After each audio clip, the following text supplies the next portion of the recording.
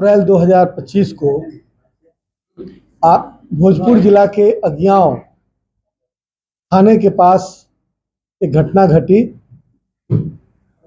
जिसमें 3 लोगों को मौत के घाट उतार दिया गया और कई लोगों को गोली मारी गई जो आज मौत और जिंदगी के बीच झूल रहे हैं। राष्ट्रीय जनता दल का प्रतिनिधिमंडल जिसमें मैं आलोक कुमार मेहता पूर्व मंत्री और विधायक, श्री भाई वीरेंद्र जी लोक लेखा समिति के सभापति बिहार विधानसभा में, श्री रामानंद यादव जी पूर्व मंत्री और वरिष्ठ विधायक, श्रीमती अनीता देवी जी पूर्व मंत्री और विधायक, श्री बिरबल यादव जी अध्यक्ष आरा, श्री अदीब रिजवी साहब प्रदेश महासचिव।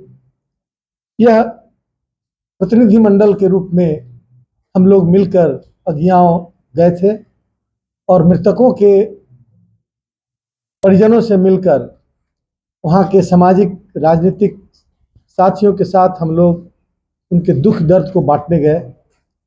लोगों ने अपने दर्द सुनाए और जितनी हृदय विदारक बातें सामने आई, ऐसा प्रतीत होता है कि बिहार 1990 के पहले वाले काल में चला गया। यही धरती है आंदोलन की, यही धरती है संघर्ष की। इसी भोजपुर और शाहबाद से संघर्ष की चिंगारियां पूरे राज्य और देश में फैली रही। जब जब अत्याचार हुआ और अत्याचार अब फिर से सर चढ़कर बोलने लगा है इस शासनकाल में, तथाकथित सुशासन में, और एक खास पार्टी के नेता के द्वारा इस घटना को अंजाम दिया गया। कई चक्र गोलियां चली, उसके सभी प्रमाण हैं। उसके बावजूद एक तरफा गोली चली, उसके बावजूद जो अपराधी है, जो मुख्य अपराधी है, उसको अभी तक नहीं पकड़ा जा सका। आज लॉ एंड ऑर्डर के मामले में तरह तरह के दावे किए जा रहे हैं सरकार के द्वारा। यह दावा, यह घटना उनको मुंह चिढ़ा रहा है और उनको बता रहा है कि देश में क्राइम ब्यूरो रिपोर्ट का जो डाटा है उसको सत्यापित कर रहा है कि बिहार क्राइम के मामले में बहुत आगे है। रोज कहीं किसी न किसी सत्ताधारी नेता के द्वारा तथाकथित जंगल राज की याद दिला दी जाती है और 1990 से लेकर 2005 तक के शासनकाल को लोगों के बीच सरकारी पैसा खर्चा करके और उसके विरुद्ध कुप्रचार का अभियान चलाया जाता है और रोज याद कराया जाता है। लेकिन मैं याद कराना चाहता हूं वैसे लोगों को आपके माध्यम से कि वो जंगल राज क्या था। वो जंगल राज वह था कि 1990 के पहले सामंती ताकतें सर चढ़कर बोलती थी और रौंद कर रखती थी समाज के छूटे हुए लोगों को। लेकिन जब लालू प्रसाद जी बिहार के मुख्यमंत्री बने तो समाज के छूटे हुए लोगों में, बाबा साहब भीमराव अंबेडकर के लोगों में, अमर शहीद जगदेव प्रसाद के लोगों में, जननायक कर्पूरी ठाकुर के लोगों में ताकत आई, हिम्मत आई और उस हिम्मत की बदौलत उन लोगों ने जवाब देना शुरू किया। कोई रौंद कर यूं ही नहीं चला जा सकता था। उसका जब प्रतिकार हुआ, जब अत्याचार का प्रतिकार होता है तो उस समय कुछ जो घटनाएं घटती हैं उसको बिल्कुल नकारात्मक रूप में हम नहीं ले सकते। वह एक ट्रांजिशन होता है, परिवर्तन का दौर होता है। आदत है दबाव देने की, आदत है अत्याचार करने की। जब उसे रोका जाता है तो वो बर्दाश्त नहीं होता।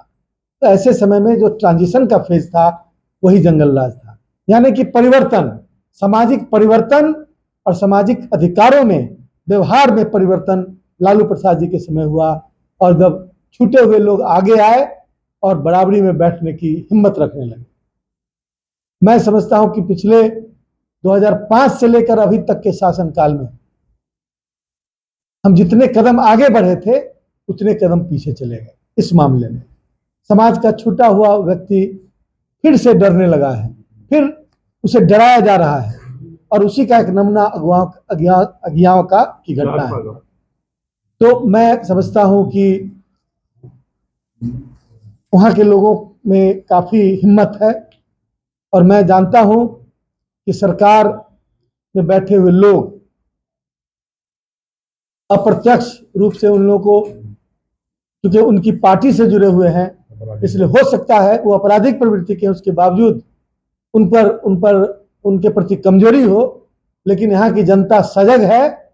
इसलिए मैं पूरी उम्मीद करता हूँ कि सरकार के जो इंस्ट्रूमेंट्स हैं, जो उनके प्रशासन के लोग हैं, वो इसमें बिल्कुल न्यायपूर्ण रवैया अपनाएंगे और त्वरित और कड़ी कार्रवाई जो अपराधी हैं उनके विरुद्ध करेंगे, कड़ी से कड़ी सजा मिले इसके इंतजाम करेंगे।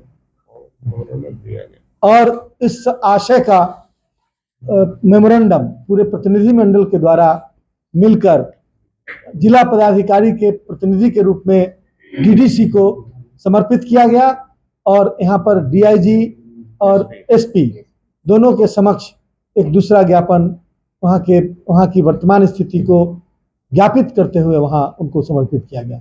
मैं समझता हूँ कि शासन प्रशासन इसको तुरंत संज्ञान में लेगा, और हमने मांग की है, हम पूरा प्रतिनिधिमंडल यह मांग कर रहा है कि जो मृतकों के परिवार को 20-20 लाख का मुआवजा मिले, और जो घायल हैं उनको इलाज के साथ साथ 10-10